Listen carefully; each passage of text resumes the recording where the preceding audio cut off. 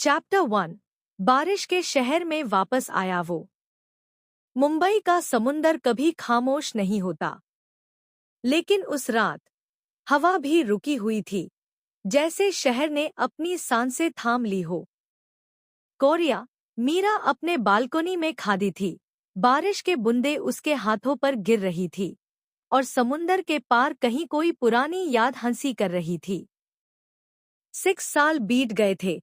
पारस रात का हर लम्हा अब भी उसके दिल के कोने में जिंदा था।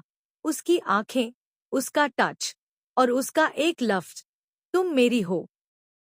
वो कॉफी पी रही थी।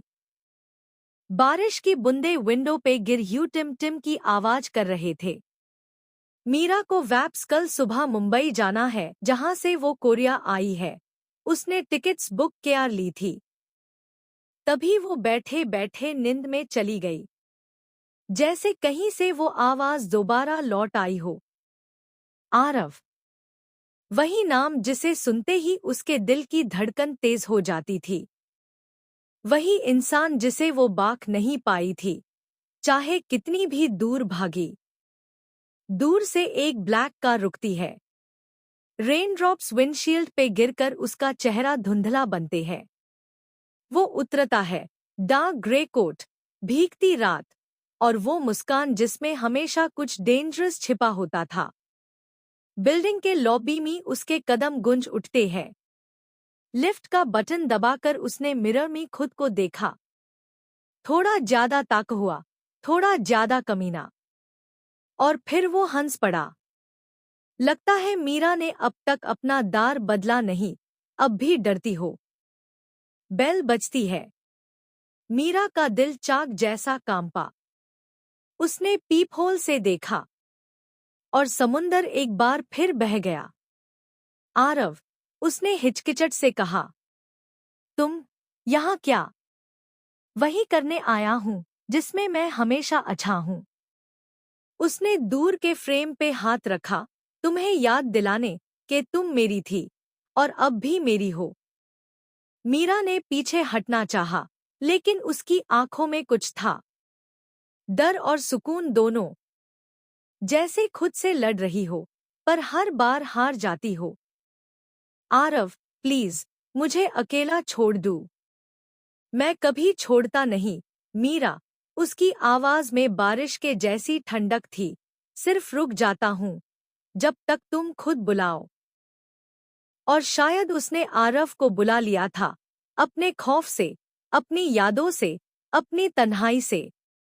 मग तुतने की आवाज ने उसके अंदर कुछ हिला दिया और उसकी आंख खुल गई और उसने देख के ये सपना था। नींद में होने से मीरा मग संभल नहीं पाई और वो गिरकर टूट गया। एक्चुअली मेरा ये सब सपना देख रही थी। फ्लैशबैक 6 साल फले। चैप्टर 2, जहां सब कुछ शुरू हुआ था। आरव खन्ना का नाम ही मुंबई के एलीट सर्कल्स में एक अलग ही धड़कन की तरह घूमता था। खन्ना हाउस, एक मैसिव वाइट मार्बल का मैंशन साउथ मुंबई में, जहां चांदनी भी सिर्फ शाइनिंग फ्लोर्स पे रिफ्लेक्ट करती थी। खन्ना कॉर्पोरेशन, पिताजी राजेश खन्ना के हाथ में नंबर 1 कंपनी थी और आरव, उनका बेटा, इस एम्पायर का सबसे रिबेलियस और अकेला हिस्सा। उसकी माँ का नाम सिर्फ एक पुरानी फोटो फ्रेम में था, लेकिन उसकी याद सिर्फ कभी कभी आती, और वो भी दर्द के साथ। घर का एटमॉस्फेयर अक्सर टेंशन से भरा रहता। पिताजी राजेश खन्ना एक स्ट्रिक्ट, डिसिप्लिन बिजनेसमैन, जो कभी भी अपनी एक्सपेक्टेशन से कॉम्प्रोमाइज नहीं करते। प्यार वो अपने एक लौटे बेटे से भूत प्यार करते थे। जानवी जी के दुनिया से जाने के बाद उनका रवैया आरव के लिए थोड़ा सख्त हो गया। जानवी खन्ना आरव की माँ थी। आरव के छोटे भाई कबीर, सिर्फ 16 साल का, हमेशा बड़े पापा के रूल्स फॉलो करता और आरव से दूर रहता, पर वो भी आरव से भूत प्यार करता था। कबीर राजेश जी के छोटे भाई राजीव और सोनिया का बेटा था। अंकल राजीव और आंट सोनिया, जो फैमिली में पॉलिटिक्स और बिजनेस के मामले कंट्रोल करते, आरव के लिए हमेशा जजमेंटल था। पर हमेशा राजेश जी से वो हाय आरव को बचते थे। और सपोर्ट भी KRTW द खन्ना हाउस में लक्ष्मी थी पर आरव आरव कुछ और ही था।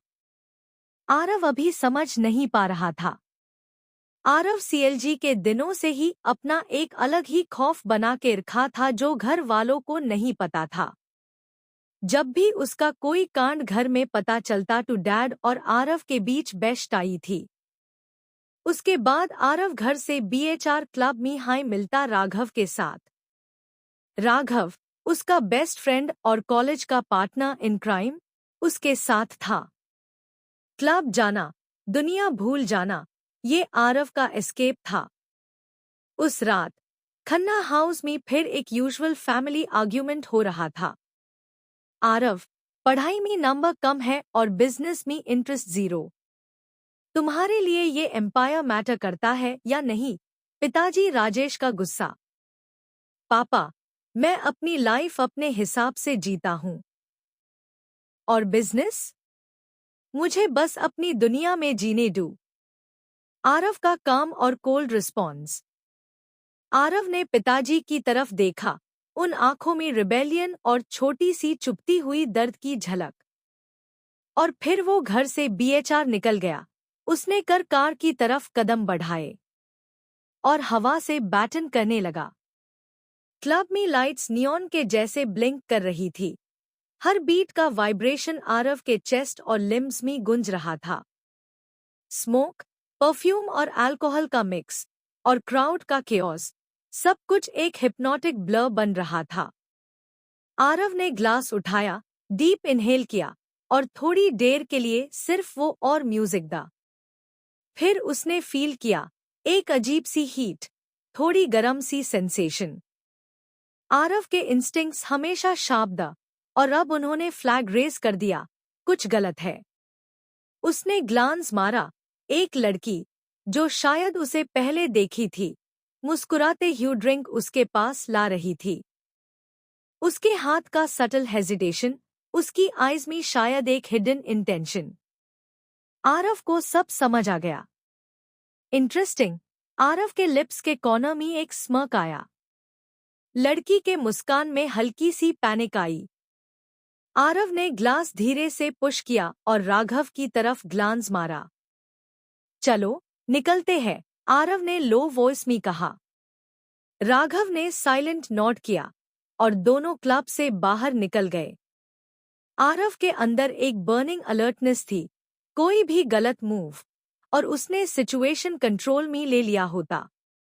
कार में सीट बेल्ट बंधते ही आरव ने फील किया कि इफेक्ट ग्रेजुअली बढ़ रहा है। उसकी बॉडी में हीट बढ़ रही थी और उसके इंस्टिंक्ट्स कंफर्म हो गए, ड्रिंक में कुछ मिलाया गया था। राघव ने कार स्टार्ट की, लेकिन फिर राघव का फोन खन्ना हाउस से कॉल आया। कुनकी आरव का फोन नहीं LG रहा था, सोनिया का कॉल था। घर नहीं जा सकता इस हालत में, MNN में राघव ने कहा। उसने कॉल पिक किया और बोला, हेलो आंटी। सोनिया ने कहा, हेलो राघव बेटा। आरव क्या आपके साथ है? तू? राघव ने कहा, हाँ आंटी, हम कॉलेज के प्रोजेक्ट पे कम क्या रहे हैं, आज आरव यही रुकेगा। तू? सोनिया को सुकून आया और उसने कहा, ठीक है बेटा, ध्यान रखना, और कॉल रख दिया। उसी बीच राघव को भी माँ की कॉल बार बार आ रही थी।